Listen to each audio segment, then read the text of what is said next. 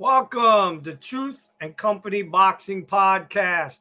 I'm your host, John the Truth Dioria, and tonight we have an interesting show for you. We have professional boxing manager David Selwyn and former professional boxer Mandy Fuentes, and we're going to talk about how they're linked together, and we got a surprise for you.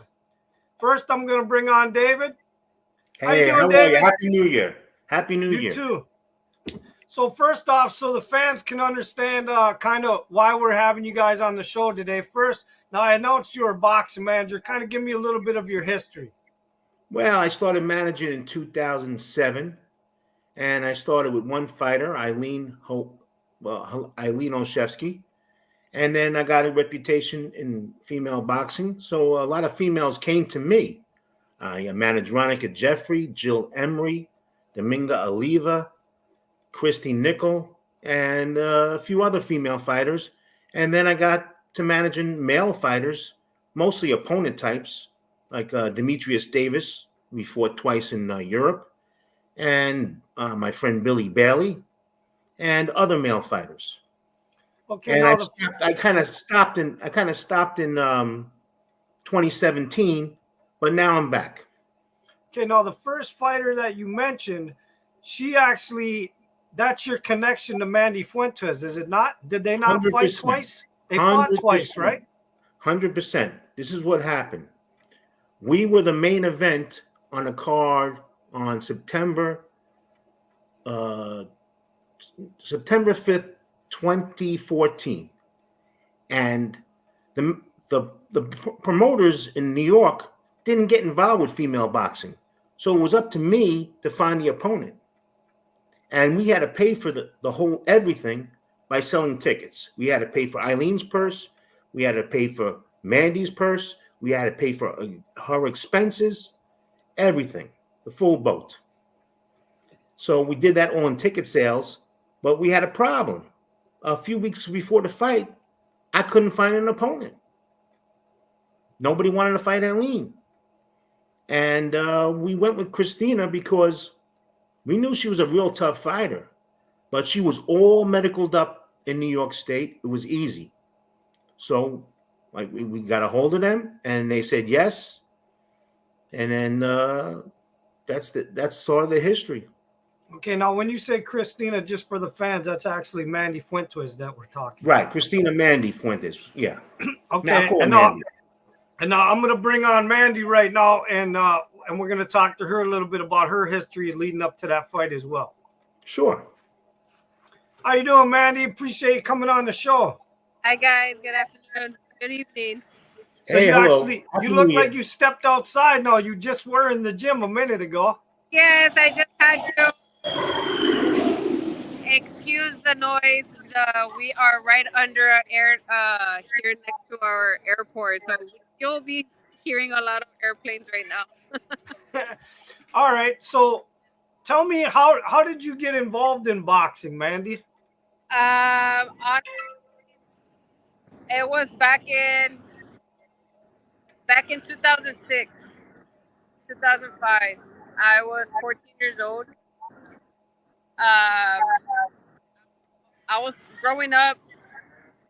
In my childhood, I was a very athletic student, and I wanted to try, and I was always eager to learn something new and challenges. I loved challenges. That's why I was always in sports, because I always wanted to challenge myself against people, against girls. So I was like, you know what? I want something better. I want something harder. I want something more challenging. I needed to do myself. So I wanted to try out boxing. And when my grandfather... Okay. You're starting to echo on me, Mandy. Can you hear me now? Yeah, but you're echoing. I don't know what happened. It's probably the app. All right, go ahead. Yeah, but you're still echoing. Can you move it a little bit? Let me see. Is it okay there? Yep, we're good. Okay, perfect. Great. Okay, so it was back in 2006 when I actually joined boxing, but I only did it for workout purposes, and I knew boxing was a very tough sport and great strength and conditioning because it helped you lose weight. So I started getting the rhythm. I started getting a lot better. I started losing a lot more weight. So I took it a step forward. And I was actually my trainer, Felix Garcia, his first female amateur fighter. And I didn't experience too much practice in the amateur league because it's like how David said back in the day, female fighting, female boxing wasn't just too much in the map. So I went ahead and I made that strong decision. I went ahead and I jumped professional back in 2010, October 8, 2010. So, how many fights did you actually have in when you fought David's fighter? I honestly had like 8. If anything, if I'm not mistaken, I had like 8. I didn't have too many. I didn't have above 10. I like to jump in there. Go ahead. But she's very humble. Sh We knew she was tough when we first fought her because she came to New York before, and she fought Heather Hardy. You know, the Heather Hardy that was a world champion, and she beat Heather Hardy. Everybody who watched that fight knows she beat Heather Hardy. One judge had her winning. Everybody knows in boxing, when you go to somebody's hometown as an opponent and you lose a split decision, you won that fight. And I watched that fight. She definitely won that fight, without a doubt. You got anything to say about that, Mandy? Can you hear me, Mandy?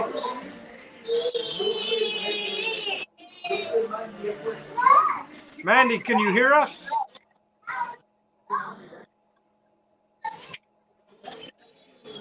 Hello? Mandy, can you I'm hear still us? here. Did you hear what he Yes, I said can hear about you the? guys. Did you hear what he said about the Heather Hardy fight? Yes, Do you have anything to yes, say I about did. that? I honestly, like how David says, I come from a very humble family, a very humble self. To this day, I stayed humble. My feet always stayed in the ground. I never let the boxing game change me in whatever sort of fame that it No, did but for me here in town. be honest. But Did you think you won that fight? Did you think you beat Heather Hardy? Because I thought you did.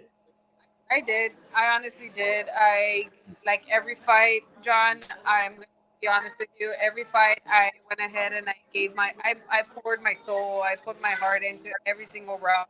I was knocking her out in the first or second round, if I'm not mistaken. And I went ahead and I just did what I could. Okay. Well, And what Mandy doesn't know, but that was a historic fight because that was the last fight card at Roseland Ballroom, the historic Ballroom, where the Rolling Stones even played. And after that, it was demolished. And they never had another fight card after she fought Heather Hardy. Okay.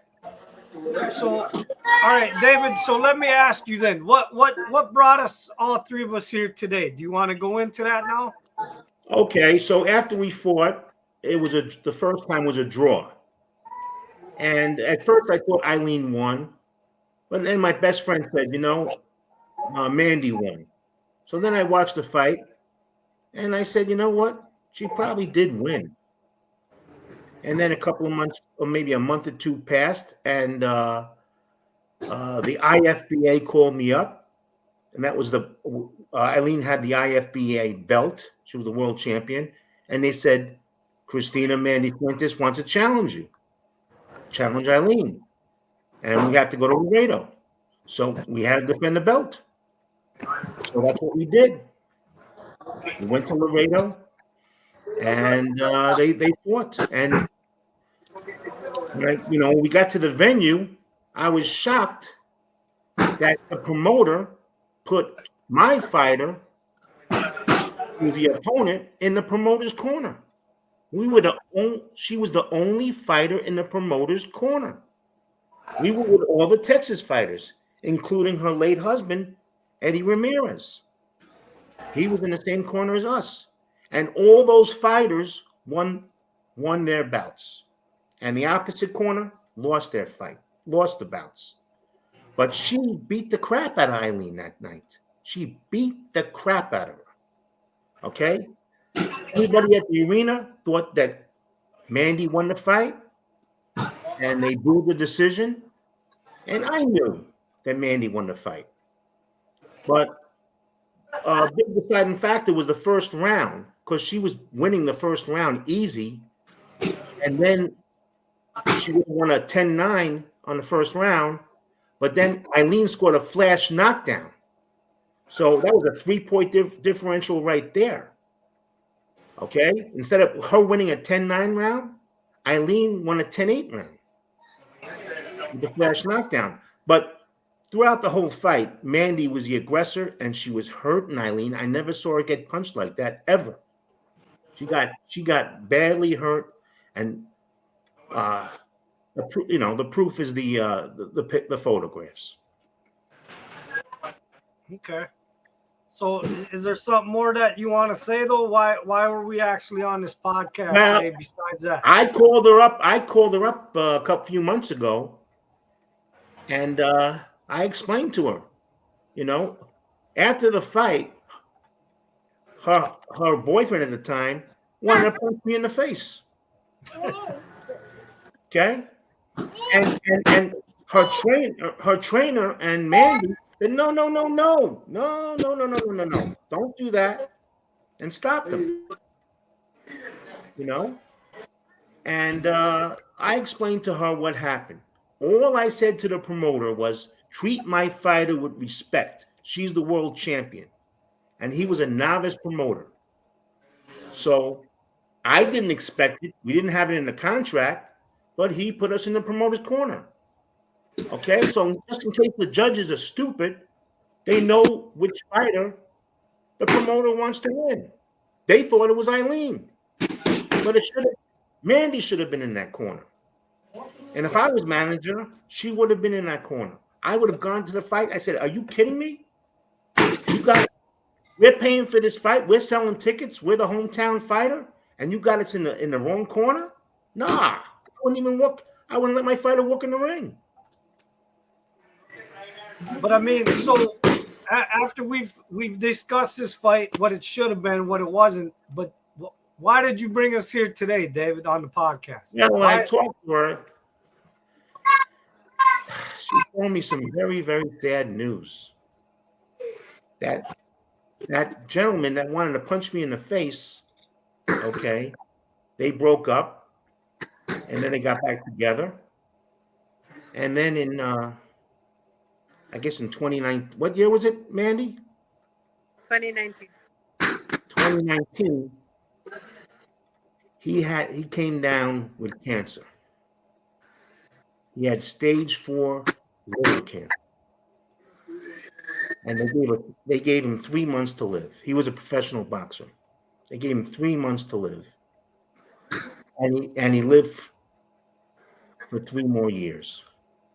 And Mandy had to retire as a fighter because at 29, she was they had a child together, and she was a single parent. And her trainer said, you know what? Why take a chance? Something happens in the ring. Her son is an orphan. So she had to retire at 29. And I felt so sad about it. I said, I got to do something. I got to do something because she should be a world champion. She should have retired as a world champion. She should have that on her resume. Not only did she beat Eileen twice, she beat Heather Hardy, and she also was the only fighter in like about 27 fights to knock down Sinisa Estrada. I think she's 27 or 28-0 right now. And she's the only fighter ever to knock her down. So I made a few phone calls. And The WBC understood. And Jill Diamond understood. Jill Diamond Chastain, who founded the WBC female division, and Mauricio Suleiman, the president of the WBC, they understood. And now I'd like to present something to Mandy that she's not aware of. Okay, first I'm going to read it.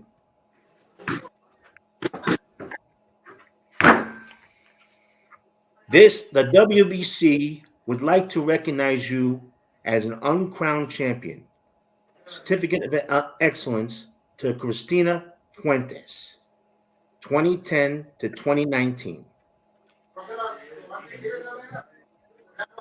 This is Christina's.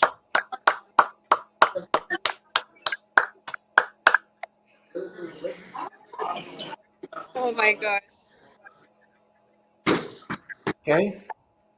Wow. WBC recognizes you as a world champion.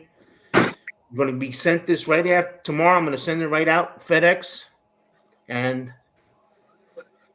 John, thank you for saving me a trip to going to Laredo. More than honored to have you guys both on my podcast and have you do that on my podcast. That was more than deserved, and I could tell in Mandy's face she knows she deserved it. Thank you so much, you guys, for having me here with you all, and for Dave for supporting me no matter what. Words can't express how much I feel right now with this presentation and with the gift that I have for all the blood, all the sweat, and all the tears that I have laid in the ring, in and out the ring, in practice, and morning run, every single drop that I had shed. She deserves it. She deserves it. God bless her, and God bless her son. Mandy, would you like to say anything else? I truly would want to just thank you all. For everything. I want to thank the one from above. Because of him, he helped me in so many ways. There's a lot of testimonies that I have. Because of him, I am here. Because of him, I live. Because of him, I do serve. And I can't be thankful enough. I am so grateful that God put me through this journey for a reason. And I recognize that I'm not just a fighter in the ring, but I'm a fighter out the ring in life. She's a champion. I would like to say congratulations, Mandy. I know you had no idea what you were getting today. I know you guys had a conversation that he was going to present you with something, but come on, be honest. You had no idea it was going to be that. Honestly, I didn't. I just, again, I thought it was just this presentation, this interview that I still, appreciate, and I'm very grateful. Even when, people, my own people here in town, they come up to me and they ask me if I am the boxer. Best believe that that's treasure to me, because I know that I left something behind, not just for my people, but for the youth, for the female fighters. So I know I did something great. There it is. Look at that. There it is. I love it. I bet you never thought you were going to see that. I never thought. No. It is amazing. Well, you better tell everybody in the gym it's time to party this next weekend. Yes, definitely. I sure. Well, I got some other news, because I talked to the promoter of her trainer's son, and they're going to present it again in Laredo. He asked me permission if he could present it at a boxing show. I said, "Are you kidding me? I would love that." Well, she's going to get that, and she's going to be presented in front of her people in Laredo, Texas. Nice. That is amazing, you guys. Thank you so much, Dave, for everything. This truly really means everything, and I know for a fact that Eddie is very happy right now. That's great. Thank you. Thank you so much. All right, if neither one of you guys got nothing left to say, I'm going to sign off then. Well, I just want to say I'm back as a manager, and if anybody needs any help, they could write to Boxing Kid at AOL, or they can call the 24/7 hotline, 845-893-2829. And I'm happy to help. I'm not in it for the money. I'm financially set. I'm in it for the action. Okay, I miss the action. It's fun when your fighter goes in the ring and you're rooting for your fighter to win. Okay, that's a really enjoyable experience.